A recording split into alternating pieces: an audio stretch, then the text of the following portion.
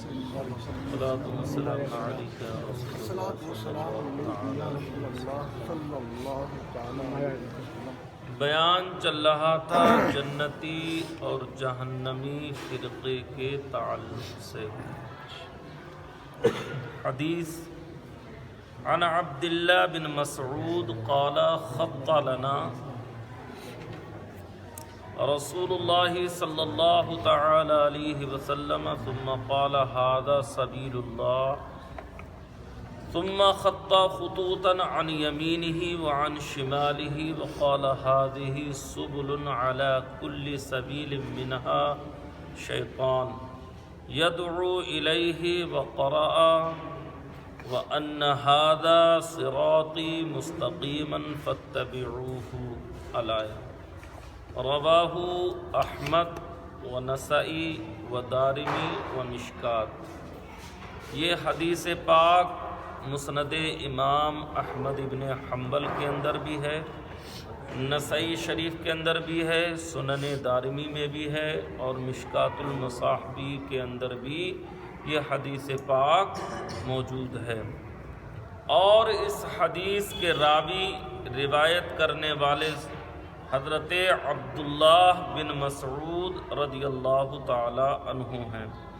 حضرت عبداللہ بن مسعود رضی اللہ تعالی عنہ نے فرمایا کہ سرکار اقدس صلی اللہ تعالی علیہ وسلم نے ہمیں سمجھانے کے لیے ایک سیدھی لکیر کھینچی. خط لنا رسول اللہ صلی اللہ علیہ وسلم، سرکار نے ہمیں سمجھانے کے لیے، حضرت عبداللہ بن مسعود کہتے ہیں کہ ہم لوگوں کو سمجھانے کے لیے ایک سیدھی لکیر کھینچی. پھر فرمایا کہ یہ اللہ کا راستہ ہے. اللہ کا راستہ کیا ہے؟ سیدھا ہے. قرآن میں سورہ فاتحہ کے اندر ہم اور آپ ہمیشہ پڑھتے ہیں اہدنا الصراط المستقیم، اے اللہ ہم کو سیدھے راستے پر چلا. یعنی ہمیشہ ہم کو وہ راستہ عطا فرما جو راستہ کے تیری طرف لے جانے والا. پھر فرمایا کہ یہ اللہ کا راستہ ہے. پھر اسی سیدھے خط کے دائیں بائیں اور چند لکیریں کھینچیں. کس نے؟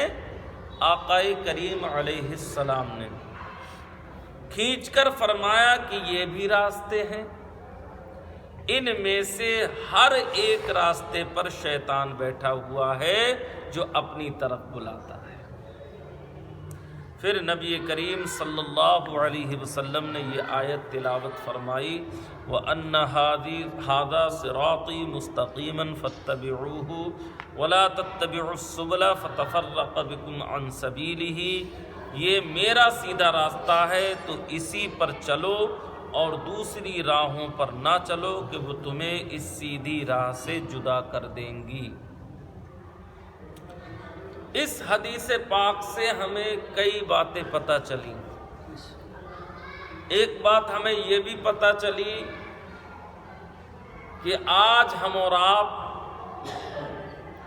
کوئی چیز اگر سمجھ میں نہ آتی ہے تو اسے تحریری طور پر دیوار پر، وائٹ بورڈ پر یا زمین پر لکھ کر بتاتے ہیں، سمجھاتے ہیں.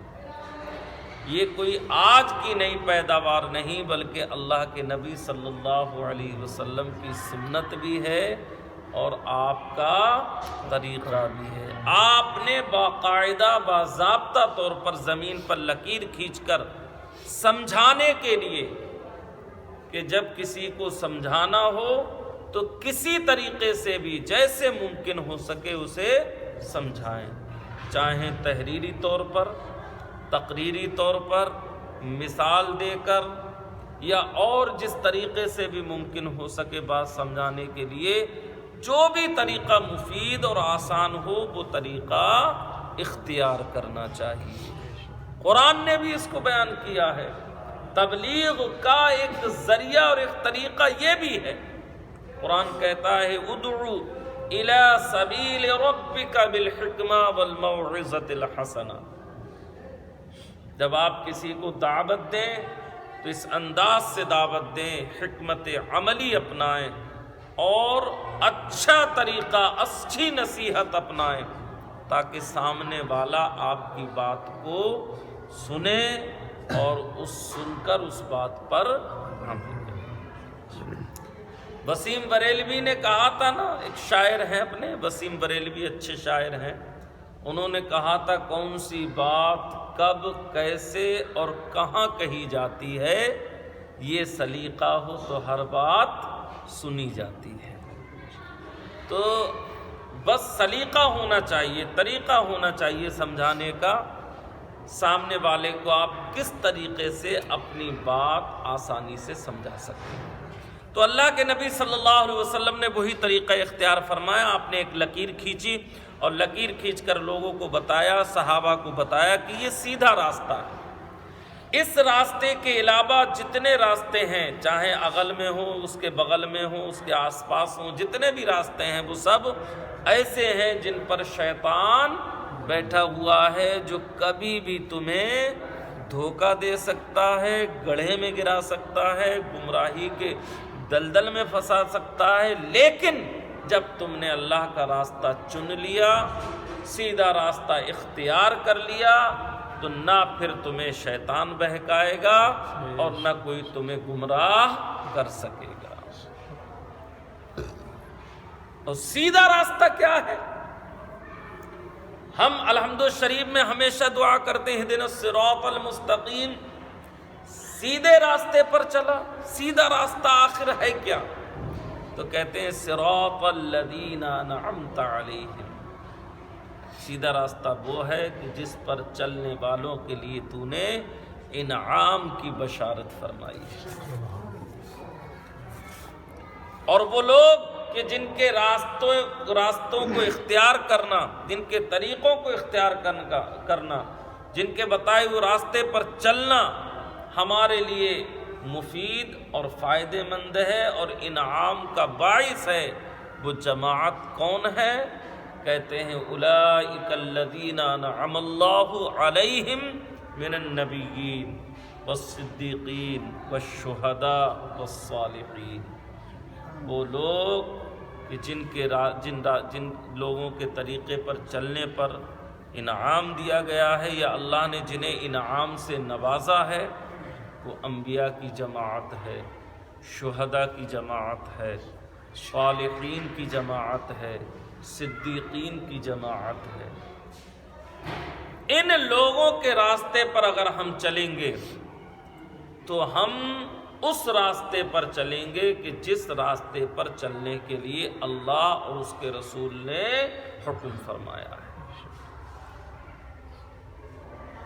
انبیاء اکرام کا طریقہ، شہداء کا طریقہ، صالحین کا طریقہ، صدیقین کا طریقہ وہی شریعت ہے، اور اسی طریقے پر چلنے میں کامیابی۔ اگر یہاں پر ایک طرف اشارہ اور ملتا ہے کہ آج ہم ان لوگوں کا طریقہ اختیار کیے ہوئے ہیں جو اللہ کے نیک بندے ہیں، اولیاء اکرام ہیں، چونکہ صالحین میں اللہ کے محبوب اور نیک بندے شامل ہیں۔ جب صالحین کے طریقے پر چلنے کے لیے ہمیں بیان کیا گیا، فرمایا گیا، تو صالحین کون ہیں؟ اولیاء اکرام کی جماعت ہے۔ اب اولیاء اکرام نے ہمارے کیا کیا ہے؟ انہوں نے کون سا طریقہ اختیار کیا ہے؟ تو انہوں نے وہی طریقہ اختیار کیا جو اللہ اور اس کے رسول کا طریقہ تھا۔ انہوں نے اپنی زندگیاں اللہ اور اس کے رسول کی محبت میں فنا کر دی، اپنے آپ کو اللہ اور اس کے رسول کی محبت کے لیے اور ان کے دین کی تبلیغ کے لیے اپنے آپ کو وقف کر دیا، اور اسی تبلیغ میں ان کا وصال بھی ہو گیا، لیکن وہ ہمیشہ کاربند رہے اس طریقے پر جو اللہ کے نیک اور محبوب بندوں کا ہے۔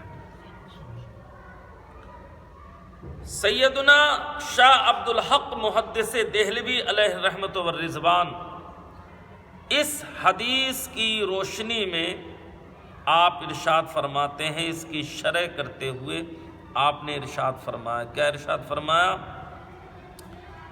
نجات پانے والا فرقہ اہل سنت و جماعت کا ہے۔ اور یہ آپ نے اپنی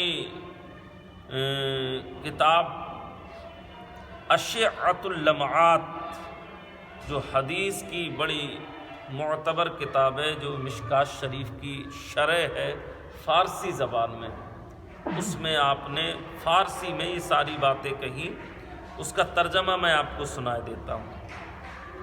یعنی نجات پانے والا فرقہ اہل سنت و جماعت کا ہے۔ اگر اعتراض کریں کہ کیسے معلوم ہوتا ہے کہ یہ فرقہ اہل سنت و جماعت کا، یہ جنتی فرقہ ہے، نجات پانے والا فرقہ ہے، اور یہی سیدھی راہ اور خدا تعالی تک پہنچانے والی راہ ہے، اور دوسرے سارے راستے جہنم کے راستے ہیں، اور ہر فرقہ دعویٰ کرتا ہے کہ وہ راہ راست پر ہے اور اس کا مذہب حق ہے، تو اس کا جواب یہ ہے۔ کون دے رہے ہیں؟ شاہ عبد الحق محدث دہلوی علیہ الرحمہ۔ اور شاہ عبد الحق محدث دہلوی علیہ الرحمہ یہ وہی شخص ہیں جنہیں محقق علی الاطلاق کہا جاتا ہے، اعلیٰ حضرت بھی جن کا بڑے ادب و احترام سے نام لیتے ہیں۔ ہندوستان کے اندر علم حدیث کو رائج کرنے والی یہی شخصیت تھی۔ انہی سے ملاقات کے لیے اللہ کے نبی صلی اللہ علیہ وسلم دہلی تشریف لایا کرتے تھے۔ شاہ عبد الحق محدث دہلوی، وہ جگہ آج بھی موجود ہے مہرولی شریف میں، شمسی تالاب کے قریب، جہاں اللہ کے نبی صلی اللہ علیہ وسلم سے حضرت شاہ عبد الحق محدث دہلوی علیہ الرحمہ شرف ملاقات فرمایا کرتے تھے۔ اور یہی شاہ عبد الحق محدث دہلوی ہیں جنہوں نے اپنی کتاب اخبار الاخیار کے اندر لکھا ہے کہ میں ایک ایسا عمل کرتا ہوں جس عمل کی بنیاد پر مجھے یقین ہے کہ اللہ میری بخشش فرمائے گا، اور وہ عمل میرا یہ ہے کہ میں ہر سال 12 ربیع الاول کو سرکار کا میلاد مناتا ہوں اور کھڑے ہو کر صلاۃ السلام۔ یہ اخبار الاخیار ان کی کتاب ہے، اس میں انہوں نے لکھا ہے۔ اس کا جواب دیا کہ یہ ہے کہ یہ ایسی بات نہیں جو صرف دعوے سے ثابت ہو جائے، اس کے لیے ٹھوس دلیل چاہیے۔ اہل سنت و جماعت کی حقانیت کی دلیل یہ ہے کہ یہ دین اسلام نبی کریم صلی اللہ علیہ وسلم سے منقول ہو کر ہم لوگوں تک پہنچا ہے۔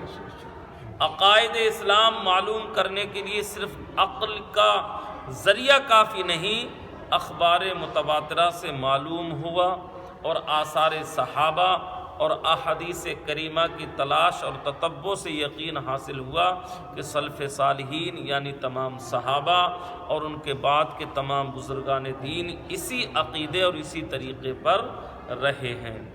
اقوال و مذاہب میں بدعت بن نفسانیت زمانے اول کے بعد پیدا ہوئی۔ صحابہ اکرام اور سلف متقدمین یعنی تابعین، تبع تابعین، مجتہدین میں کوئی اس مذہب پر نہیں تھا، وہ لوگ اس نئے مذہب سے بیدار تھے، بلکہ اس کے پیدا ہو جانے کے بعد محبت اور اٹھنے بیٹھنے کا جو لگاؤ اس قوم کے ساتھ تھا توڑ دیا اور زبان و قلم سے رد فرمایا۔